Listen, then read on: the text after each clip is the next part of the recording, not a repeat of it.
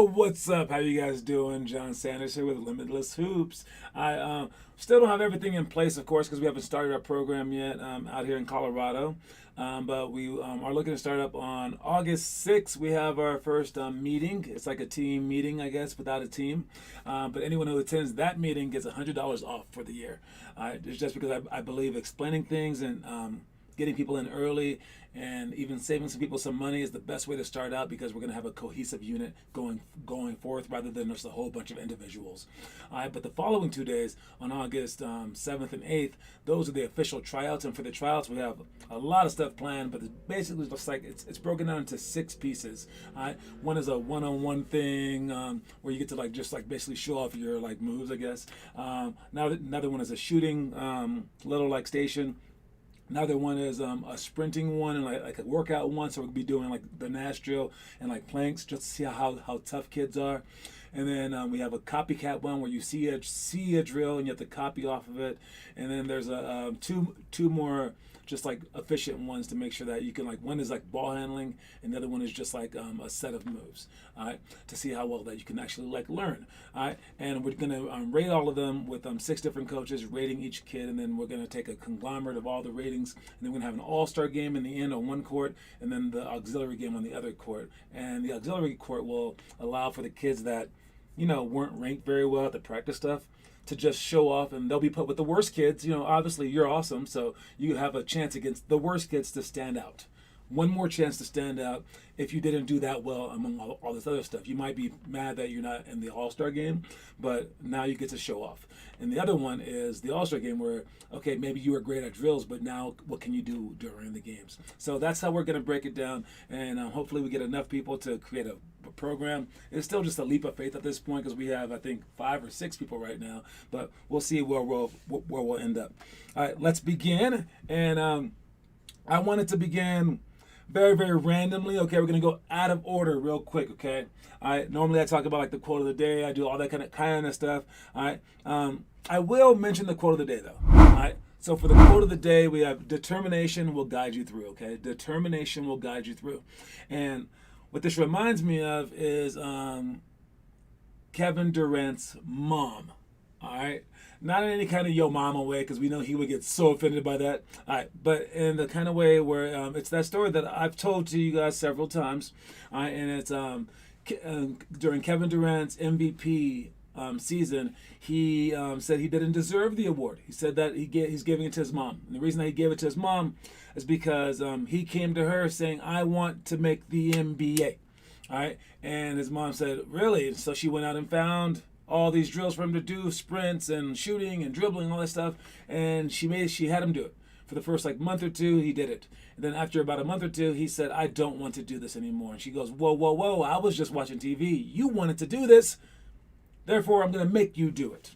And she forced him to do it. She forced him to do it, and the results started happening. And then he started to enjoy it. But my question to you is this. Was his mom's decision the right decision? All right. Was his mom's decision to force him to do it the right decision? Now, he said he wanted to do it, but you can't really believe a kid. Kids just say whatever. Kids are stupid, right? Kids might say one thing, and as a parent, it's your job to do the other thing. No, you're not strong enough. You're not good enough. That is your job as a parent to say, "No, you cannot fly off of a building," right? Superman's right up there. You cannot do that. It's your job as a parent to say that, right? But now, what if the kid can do it and you believe in him? But then, he messes up and goes crazy because he can't handle all the pain. But you're still trying to go by the words that the kid asked you, and you're like, "Nah, you got to do it. You told me to not let you quit."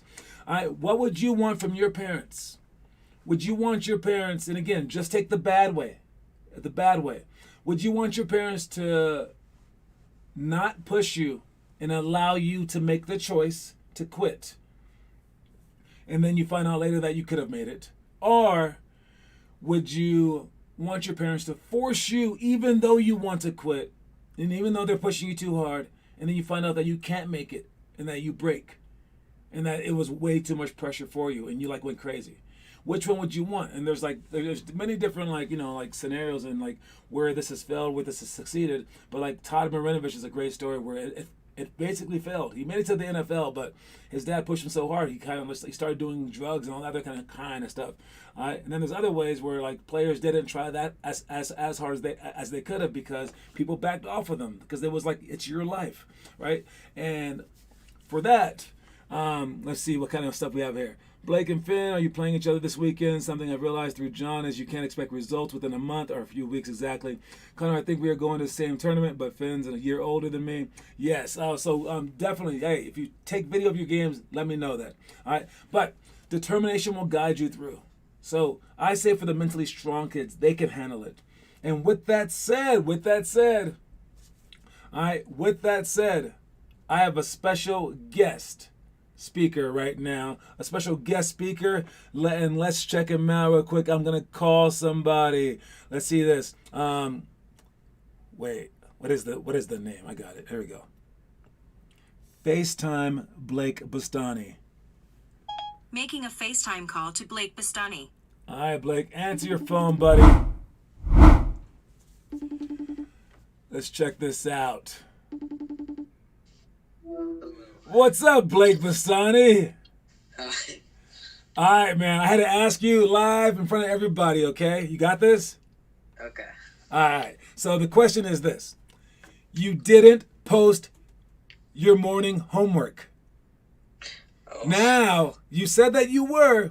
Is it a coincidence that it happened right after you had a bad game this weekend? Not at all. Mm-hmm. It's a coincidence, but it's not because of that. Because after that game, I went and did a workout for like an hour and a half. I just got shots up, so it's not to do with that. Just because for one day our practice got changed to like it was like 7:10 to 8:30, and I ended up getting home at like 9:10. So I didn't have time. Like if I had done a 6 a.m. workout, I would have got like 8 hours of sleep, which I didn't want to happen. Because then I'll be short. But you didn't post anything. I didn't?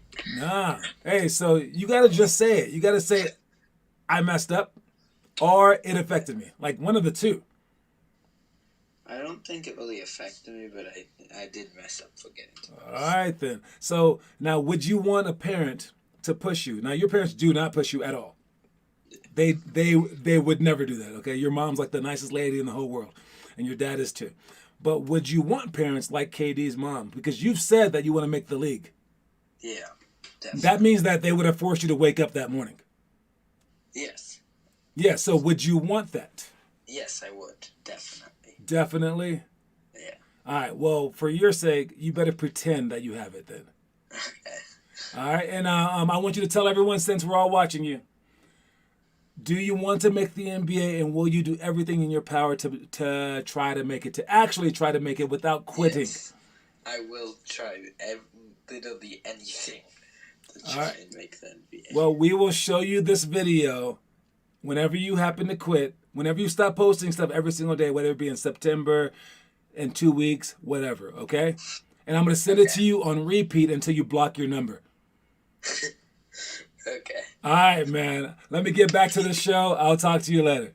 John, I have a question. What's your question? What if I never quit?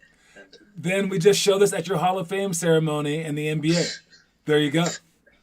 All right, Blake Bustani. Bye. Peace. All right, that was Blake Bustani. I hope that you can hear him. I'm not even sure. Blake is Porzingis. Oh yeah, I forgot to send you the Porzingis thing. Shoot me a text and I'll find you when we have Porzingis on this show. All right. So so quote of the day is just to stay determined no matter what. All right. And you have to know, you have to ask yourself, do you really want it? Or if it's just a childhood fantasy, like, I want to play the piano, Mom. I want to do this or whatever. And let me see. And would you want a parent cruel enough to hold a kid to their word? Because no, kids don't know. And if you held a kid to their word, that would be so weird, right? That would be so weird. All right. But anyways, let's move on. Oh, yeah. And I also wanted to point out that, that one coach was talking crap about Blake, and he said he wasn't going fast enough, and he was absolutely right. Blake is not going fast enough during his workouts, and neither are some of the rest of you guys too. All right, you're not going fast enough. You're not going hard enough. You should be like drenched in sweat after the first 5 minutes. That's how hard that you should be going during these workouts. And if you can only work out for 10 minutes, so be it. All right. So move on, and keep going. And again, all that depends on your mental strength of the particular individual. All right, let's move on. We got our elementary workouts, and it's three-man weave, 1-on-1 alley, 4-on-3 scramble. 0 50 100 patience. That's what that says. All right. 0 to 3 seconds, down by 3, down by 10 with 3 minutes left. Let's talk about the 0 50 100 patience. Is when if you catch the ball on the wing or something like that, or in the post, never shoot it, never drive, never pass for an assist. Just pass it back out. Second time that you catch it, 50% of the time, do one of those three things. The third time that you catch it, 100% of the time, either jack up a shot, drive into everybody, or make an awesome pass between 18 people. All right, and that's just a rule of thumb. You can break that rule 5 times. All right, so 5 times you can just jack up the first shot that you see, or drive, or just try to thread the needle. And if you go 3 for 5, you get 5 more. All right. With that strategy, it should create a very, very good atmosphere offensively. And then once you get used to that, then you can start breaking the rule a little bit more and not even thinking about it. All right, that's patience.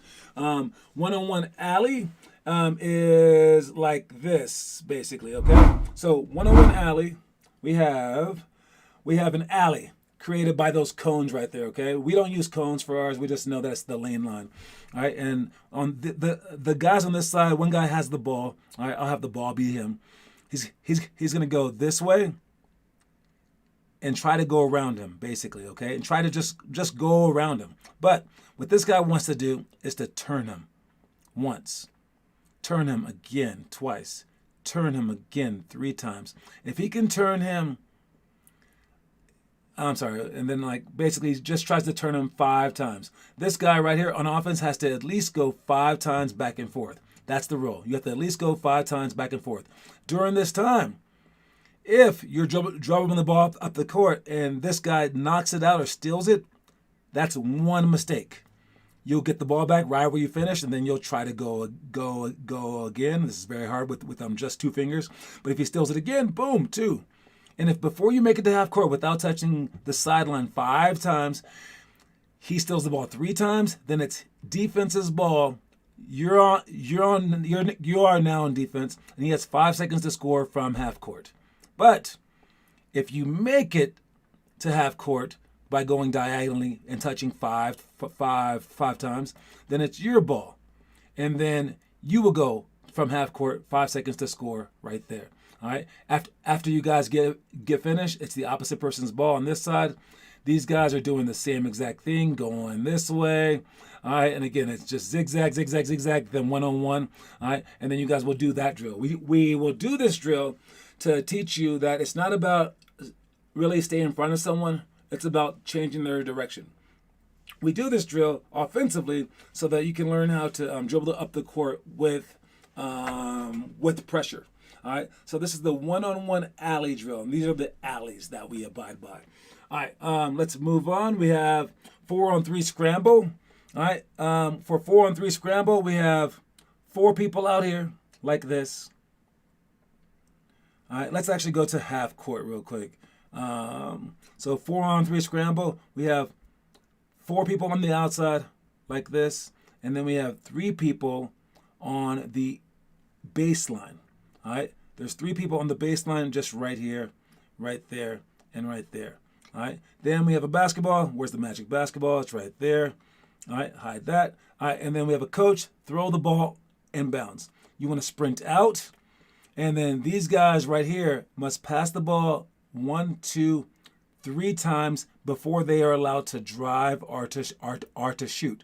But between your 3 people, you want to defend them. So these guys are going to be running out like that. They should be able to pass the ball to an open person because you're there. So you guys want to scramble. All right, so the closest person would sprint to right there, next closest right there, them right there. As they skip it, then you guys can skip like that. You want to make sure that you talk as they drive. You want to make sure that you even help out as well. And you guys are in a scramble situation, so basically anything goes. But only one of these outside guys can cross the three-point line at any given time. Everyone else must stay on the outside. So only one of them can cut or drive and cross that three-point line. And it's your goal to stop these 4 people from scoring. All right. Offensively, it allows you to work on your skip passes to your drives, your passes in general off the drive.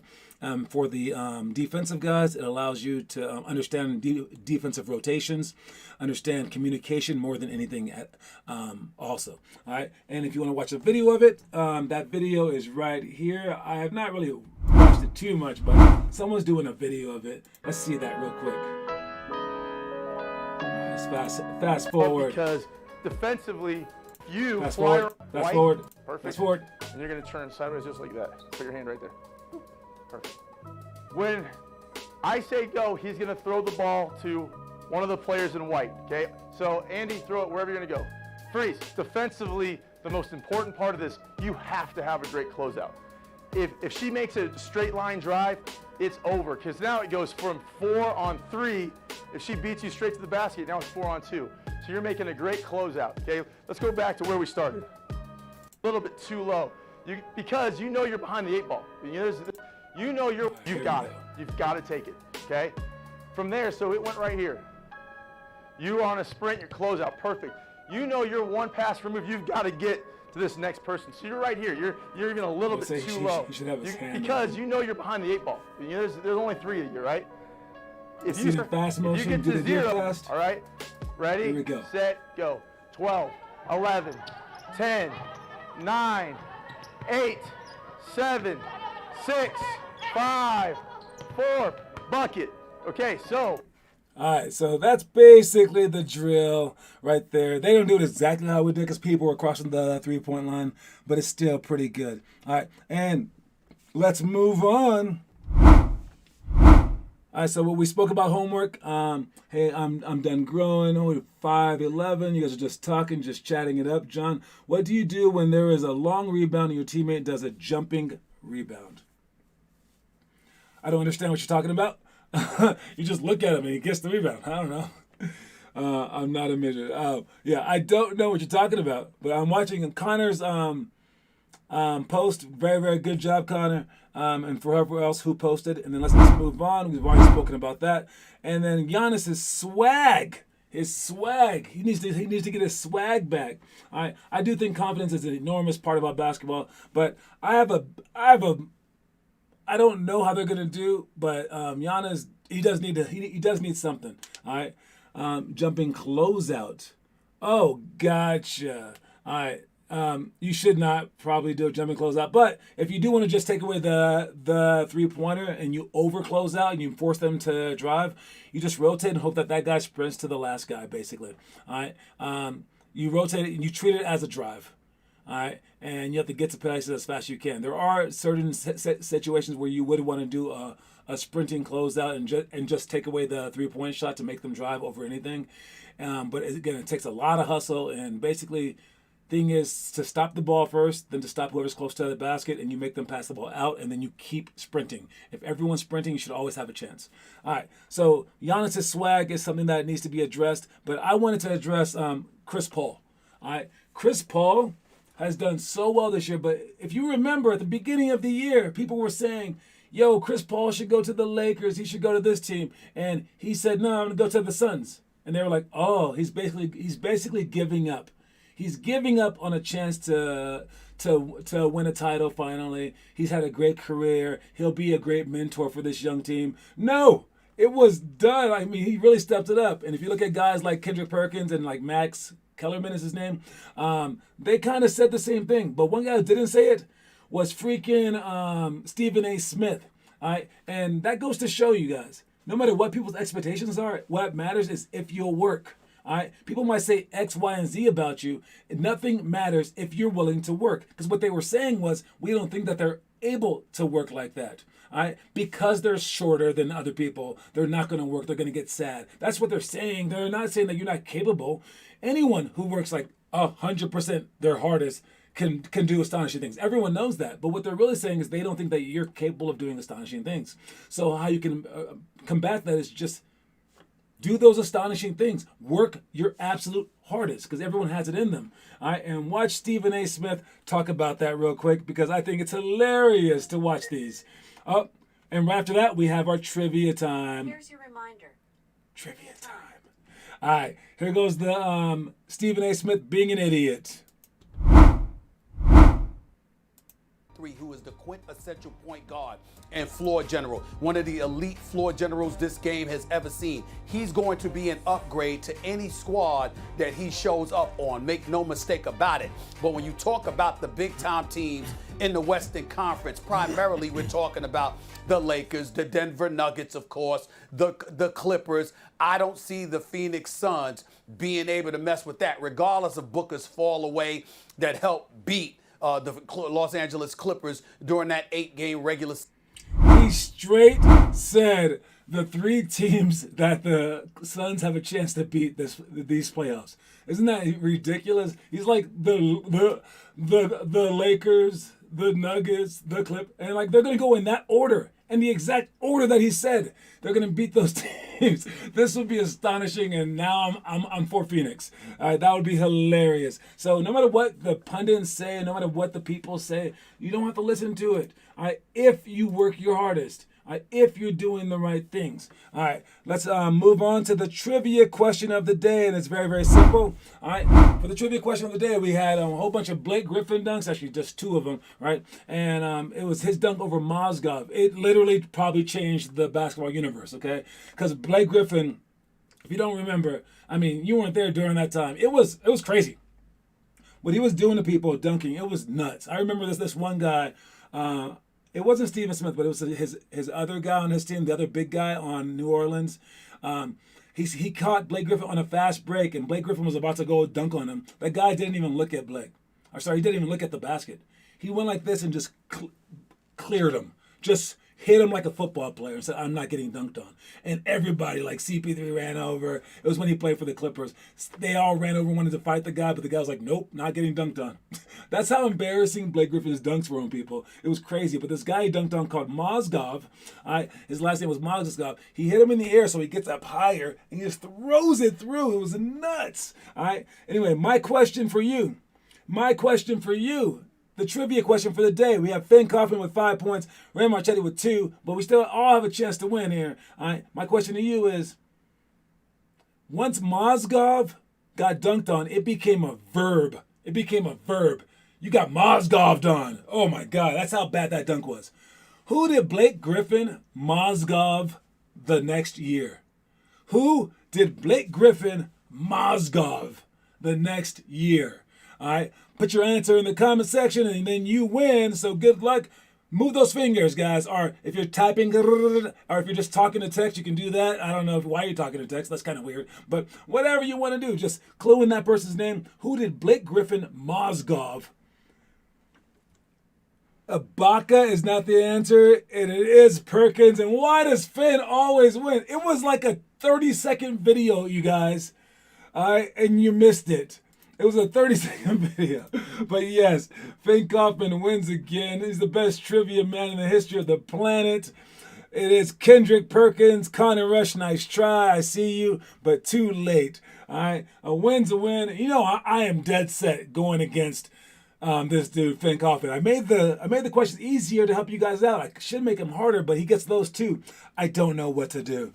But I do know that we have a commercial break. So I'll see you guys in a second.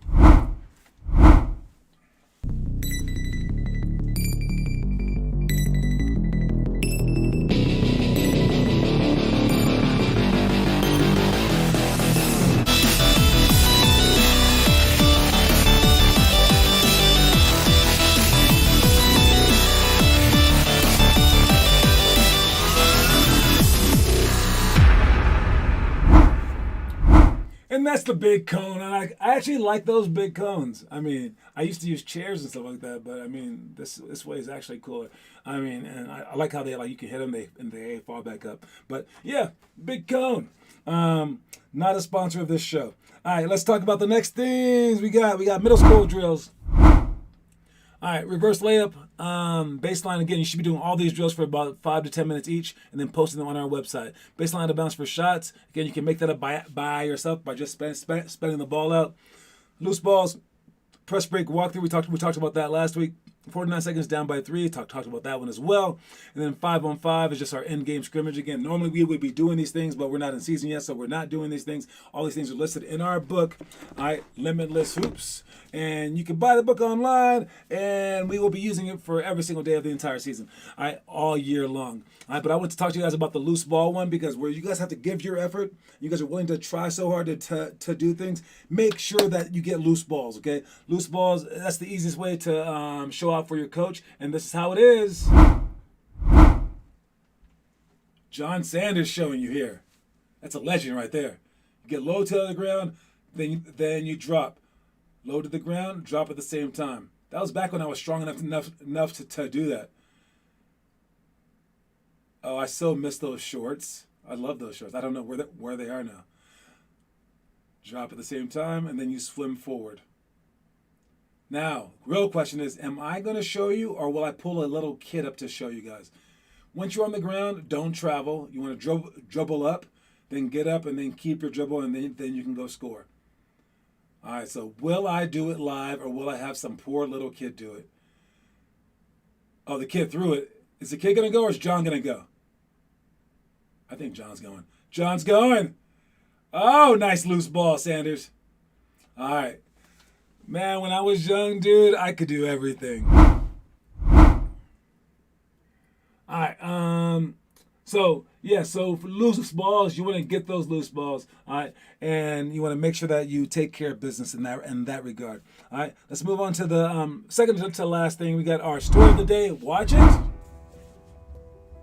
All your dreams can come true if you have the courage to pursue them.